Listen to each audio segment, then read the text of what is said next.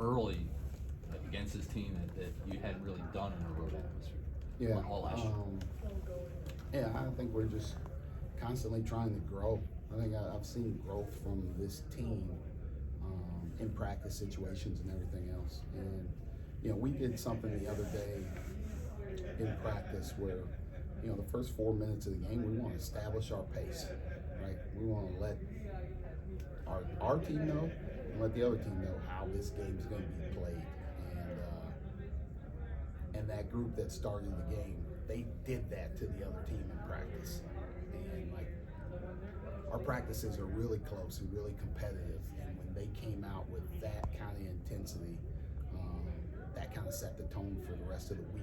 And I felt good about how those guys played, and thought we played a really good defensive game, and probably our best defensive player played 7 minutes, right? But Kevin was out there at the start of both halves. We're really, really good defensively when he's out there, and I thought he was really active on offense as well. Micah, you mentioned the pace there, and you guys were up 22-4, I think, 8 minutes in, and then the pace slowed a little bit, but you got it back. What was the key to getting it back? And can you elaborate a little bit more on how much you're pushing pace and why that's so important? Yeah, I think for me, I'm still trying to figure out rotations. Who needs to be in with who.